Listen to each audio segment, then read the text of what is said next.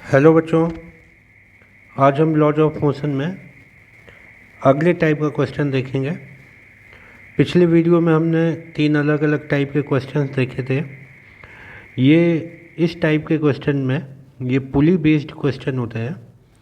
इसमें पुली के ऊपर एक रस्सी होती है और पुली जो होती है हमारी क्या होती है आपको पता है। जैसे गाँवों में कुएं से पहले पानी भरने के लिए हम एक घिरनी लगा देते थे। घिरनी के ऊपर रस्सी रहती थी और रस्सी खींचने पे वो घिरनी क्या करती थी, घूमती थी। तो वही है, उस घिरनी को हम यहाँ पुली कह रहे हैं। तो पुली कैसी होनी चाहिए हमारी? तो पुली के साथ 2 कंडीशन है। पुली हमारी मासलेस होनी चाहिए और फ्रिक्शन लेस होनी चाहिए। तो यहाँ पर हम जो भी केस देखेंगे उसमें हम पुली को मासलेस और फ्रिक्शनलेस मानकर ही सॉल्व करेंगे। अगर पुली में मास दे दिया जाए तो वो जो हम यहाँ स्टडी करने वाले हैं जिस केस की, वो एप्लीकेबल नहीं होगा। फिर पुली में जब मास आ जाएगा या फ्रिक्शन आ जाएगा उनके लिए हम अलग सा वीडियो रहेगा, वो अलग केस रहेगा। उसको यहाँ हम नहीं सॉल्व कर पाएंगे इन तरीक़ों से जो हम आज सीखने वाले हैं। तो अगर पुली मासलेस और फ्रिक्शनलेस है तो यहाँ पर हमारे तरीके काम करेंगे। तो पुली के ऊपर हम देख पा रहे हैं जैसे यहाँ पे एक स्ट्रिंग गई है और उस स्ट्रिंग में जब नीचे हम कोई ब्लॉक या मास लटकाते हैं तो उस स्ट्रिंग में खिंचाव आता है। और हालांकि यहाँ पर रस्सी एक ही है तो टेंशन दोनों साइड कैसा होगा, सिमिलर होगा। ये हमें याद रखना है। तो कैसे क्वेश्चन सॉल्व करना है, क्या स्ट्रेटजी अपनानी है हमें और कैसा केस स्टडी करना है हमको, हम देखते हैं। उसके हम कैसे सॉल्व करें। तो हम एक यहाँ पर केस पुली का ले लेते हैं। तो यहाँ पर हमको एक पुली दे दी गई है। पुली के ऊपर से एक यहाँ पर स्ट्रिंग हम देख पा रहे हैं और स्ट्रिंग के दोनों साइड हमारे मास दे रखे हैं M1 और M2। तो बच्चों हमें यहाँ सबसे पहले ये पता करना होगा M1 और M2 में किसका मास ज़्यादा है। तो अब ये तो केस है तो हम यहाँ कंसीडर कर लेते हैं कि M1 is greater than M2। अगर हमने ये कंसीडर कर लिया इसका मतलब है कि M1 जो है वो M2 से ज़्यादा है। इसका मतलब है M1 का जो वेट होगा डाउनवर्ड डायरेक्शन में वो बड़ा होगा और M2 का जो वेट होगा वो डाउनवर्ड डायरेक्शन में M1 के कंपैरिजन में कम होगा। और यहाँ जो स्ट्रिंग दे रखी है उसमें एक ही स्ट्रिंग है तो यहाँ पर हमारा जो टेंशन है वो सिमिलर होगा पूरी स्ट्रिंग में, क्योंकि सिंगल स्ट्रिंग है तो टेंशन कैसा होगा हमारा, सिमिलर। अब यहाँ पर हम देखें कि अगर M1G बड़ा है, क्योंकि M1 की वैल्यू M2 से कैसी है, बड़ी है, तो M1 जो ब्लॉक है वो डाउनवर्ड डायरेक्शन में एक्सीलरेट होगा ए एक्सीलरेशन से और M2 जो है अपवर्ड डायरेक्शन में एक्सीलरेट होगा ए एक्सीलरेशन से। तो यहाँ पर अब हम इक्वेशन बनाते हैं और इक्वेशन वैसे ही बनेगी जैसे पिछले केसेस में बनी थी। तो हम यहाँ देखें, ऑब्जर्व करें कि M1 की वैल्यू बड़ी होने से M1 वाला ब्लॉक हमारा डाउनवर्ड डायरेक्शन में एक्सेलरेट होगा, ये वाला। तो यहाँ देखें हम कि M1 ब्लॉक पे 2 फोर्स लग रहे हैं, M1G एंड T। अब आपको पता है ये नीचे एक्सेलरेट हो रहा है, इसका मतलब M1G की वैल्यू कैसी है, बड़ी है। तो इक्वेशन बनेगी M1G माइनस, अब देखें हम यहाँ पर M1G जो है उसका अपोज कौन कर रहा है, उसका अपोज कर रहा है हमारा T। M1G minus T is equal to M1A। Similarly ऐसे M2 को देखें हम, M2 अपवर्ड डायरेक्शन में एक्सीलरेट हो रहा है, इसका मतलब M2 का जो टेंशन फोर्स है वो M2G से बड़ा होगा। और जैसा हमने पिछले वीडियो में कहा था टेंशन एक इंटरनल फोर्स होता है, तो अगर एक इक्वेशन में -T है तो अगली इक्वेशन में टेंशन पॉजिटिव होगा। तो T minus M2G equal to M2A। अब यहाँ हम इसको सॉल्व कर रहे हैं अगर, तो देखेंगे कि इसको सॉल्व करने पर टेंशन की वैल्यू कैंसिल हो जाएगी हमारी, और इधर आएगा हमारा M1G minus M2G equal to M1 plus M2 into A। यहाँ से हम आसानी से A की वैल्यू कैलकुलेट कर सकते हैं, M1 minus M2G upon M1 plus M2। यहाँ से जैसे ही A हमको मिलता है तो A की वैल्यू इस वाली इक्वेशन में या सेकेंड इक्वेशन में पुट करने पर हमको टेंशन इजीली कैलकुलेट हो जाता है। तो पुली के क्वेश्चन में हमको यही दोनों ब्लॉक के एक्सीलरेशन और टेंशन ये सब पूछी जाती हैं। तो हम एक सिंपल सा इसी पर बेस्ड एक न्यूमेरिकल प्रॉब्लम देख लेते हैं पहले, उसके बाद हम थोड़ी सी दूसरी प्रॉब्लम को देखेंगे। तो हम आपको एक एग्जाम्पल दे रहे हैं इसी केस पे आधारित। तो यहाँ पर हमको एक पुली दिखाई दे रही है जिसके ऊपर से एक रस्सी स्ट्रिंग निकली हुई है, और पुली के दोनों साइड 2 kg और 4 kg के दो मास सस्पेंड है। और तो हमसे क्वेश्चन में ब्लॉक्स के एक्सीलरेशन को पूछा गया और स्ट्रिंग की टेंशन को पूछा गया। तो सबसे पहले हम इसका FBD ड्रॉ कर लें, उसके बाद हम क्वेश्चन को प्रोसीड करेंगे। तो इधर हम देखें 4 kg ब्लॉक पे फोर्स कहाँ की ओर लग रहा है, डाउनवर्ड mg, और इधर फोर्स लग रहा है डाउनवर्ड m मतलब 2g। पुली में स्ट्रिंग एक ही है तो टेंशन दोनों साइड कैसा होगा, सिमिलर होगा, T। इधर भी टेंशन T और टेंशन T। और जो दोनों ब्लॉक हैं हमारे वो किधर की ओर एक्सीलरेट होने वाले हैं वो हम यहाँ देख सकते हैं कि 4 kg वाला ब्लॉक 2 kg से ज़्यादा मास का है, तो 4g की वैल्यू 2g से ज़्यादा है।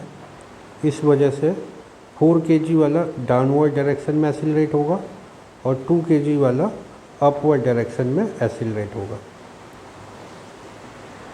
तो यहाँ पर हम इक्वेशन अगर बनाएं तो हम 4 kg को देखें तो ये 4 kg वाला डाउनवर्ड डायरेक्शन में एक्सीलरेट हो रहा है। इसका मतलब इस 4g की वैल्यू इस टेंशन से बड़ी होगी, क्योंकि डाउनवर्ड डायरेक्शन में है तो नेट फोर्स हमारा आएगा 4g minus T is equal to 4a। Similarly यहाँ देखें 2 kg पे फोर्स कहाँ की ओर है, अपवर्ड डायरेक्शन में, और इसका अपोजिंग फोर्स है हमारे पास 2g, और ये ऊपर के डायरेक्शन में एक्सीलरेट हो रहा है। इसका मतलब टेंशन हमारा 2g से बड़ा होगा, तो नेट फोर्स हमारा आएगा T माइनस 2g।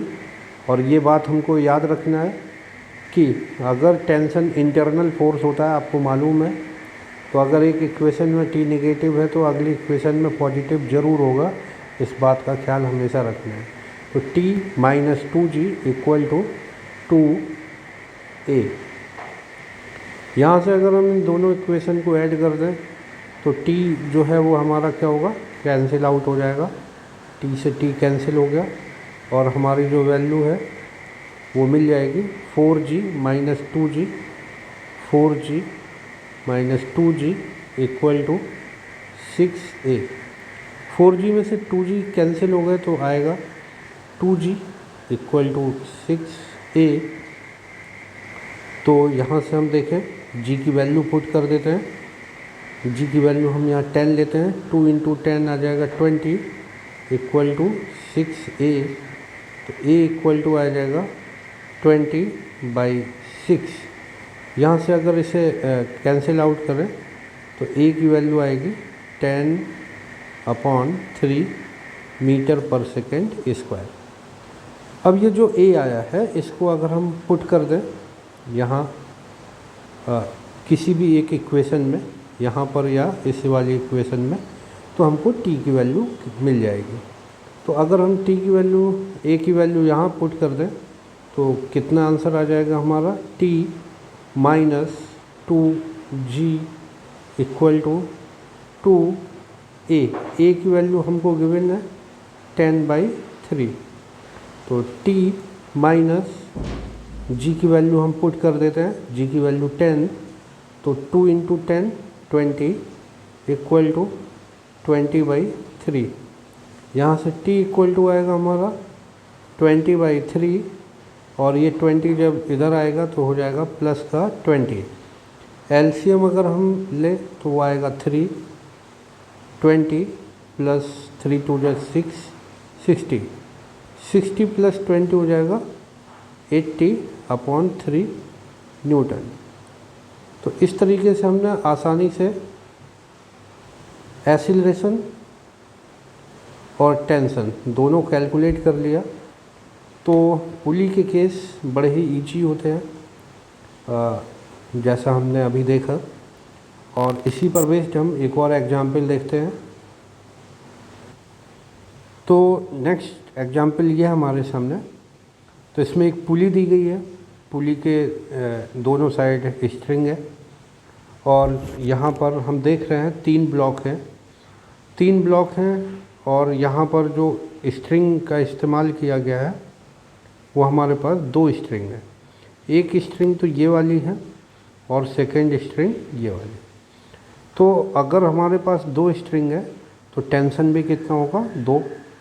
तो याद रखिएगा कि सबसे पहले हम एफबीडी ड्रॉ कर लें, यहाँ शो कर दें tension T1 T1 T1 T1, और यहाँ पर जो स्ट्रिंग है इसका टेंशन हम शो कर दे रहे हैं T2 T2।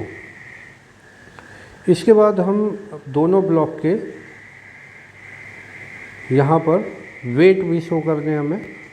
इसका वेट है 2g, कलर में डिफरेंट ले लेता, तो इसका वेट डाउनवर्ड डायरेक्शन में होगा mg 2g, इसका वेट डाउनवर्ड डायरेक्शन में होगा 3g और इसका वेट डाउनवर्ड डायरेक्शन में होगा 1g। अब हम देखें इनका जो एक्सीलरेशन है कि इस साइड में और इस साइड में, इधर का जो मास है वो लार्जर है राइट हैंड साइड के। इसका मतलब ये ब्लॉक लेफ्ट हैंड साइड में डाउनवर्ड डायरेक्शन में एक्सीलरेट होगा।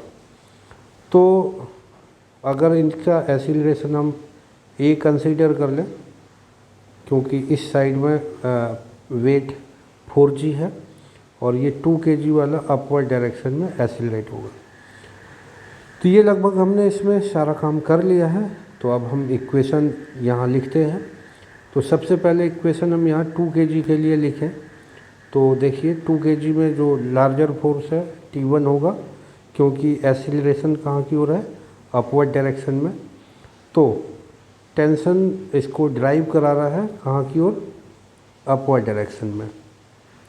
तो यहाँ लिखेंगे T1 माइनस T1 का अपोज कौन कर रहा है, यहाँ 2g, और ये अपवर्ड डायरेक्शन में जा रहा है। इसका मतलब T1 की वैल्यू क्या है, लार्जर है 2g से। T1 minus 2g equal to 2a।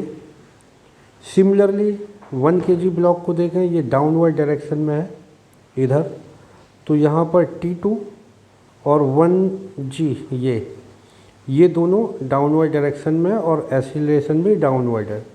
तो इसका मतलब है डाउनवर्ड वाले फोर्स T1 से कैसे हैं, बड़े।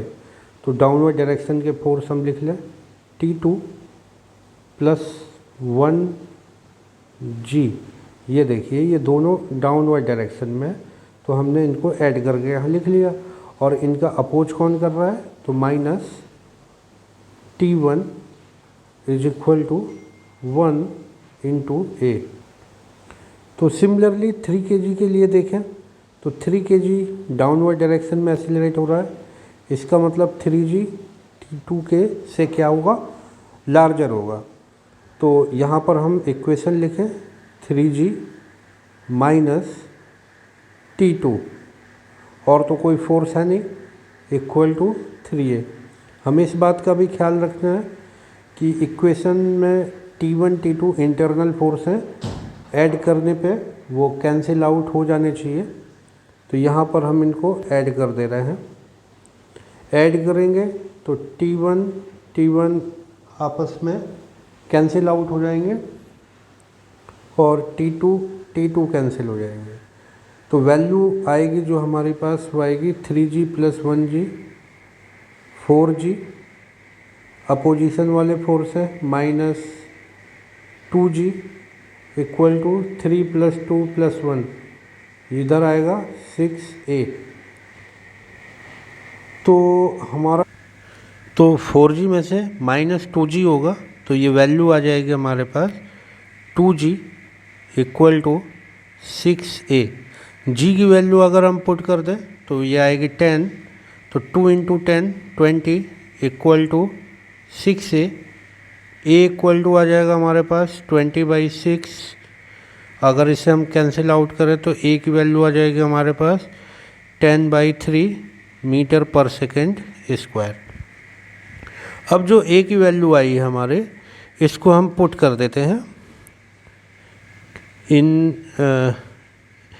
पहली इक्वेशन में। तो हम T1 कैलकुलेट कर लेंगे और थर्ड इक्वेशन में पुट करेंगे तो T2 कैलकुलेट कर लेंगे। तो यहाँ देखें हम, यहाँ अगर मैं पुट कर देता हूँ A की वैल्यू, तो T1 - 2G की वैल्यू अगर मैं रख दूँ × 10 करके = 2। A की वैल्यू हमारे पास है 10/3, तो ये आएगा हमारे पास T1 - 20 = 20/3। तो T1 = आएगा 20/3 + 20, एलसीएम लेंगे हम तो 3, 20 + 60, तो T1 की वैल्यू आ जाएगी हमारे पास 80/3 न्यूटन। और यहाँ पर अगर हम A की वैल्यू थर्ड इक्वेशन में पुट कर दें यहाँ, तो देखिए क्या आएगा हमारे पास 3G - T2 = 3 × 10/3। तो 3 से 3 हमारा क्या होगा, कैंसिल आउट हो जाएगा। तो यहाँ आएगा G की वैल्यू पुट कर दें हम 30 - T2 = 10। तो T2 = आ जाएगा हमारे पास 30 - 10 = ये आएगा हमारे पास 20 न्यूटन। तो इस तरीके से हमने तीनों आंसर यहाँ निकाल लिए हैं। पहला जो एक्सीलरेशन आया वो हमारे पास आ गया है 10/3 m/s²। जो T1 की वैल्यू आई है वो आ गई हमारे पास 80/3 न्यूटन, और जो T2 की वैल्यू आई है हमारे पास वो आ गई है 20 न्यूटन। तो इस तरीके से ये हमारे जवाब हो गए। तो बच्चों, यहाँ पर हमने पुली बेस्ड क्वेश्चन देखे जो कि बड़े ही आसान थे। अब हम आगे नेक्स्ट वीडियो में हम नेक्स्ट केस की चर्चा करेंगे, और उम्मीद करते हैं आपको वीडियो अच्छा लगा होगा। और अगर कोई भी प्रॉब्लम आ रही है आपको वीडियो को समझने में, क्वेश्चन समझने में, या आपके पास खुद का भी क्वेश्चन है तो कमेंट सेक्शन में पूछ सकते हो। तो बच्चों, फिर मिलते हैं हम नेक्स्ट वीडियो में और अपने नेक्स्ट केस के साथ। तब तक के लिए हम चलते हैं। नमस्कार।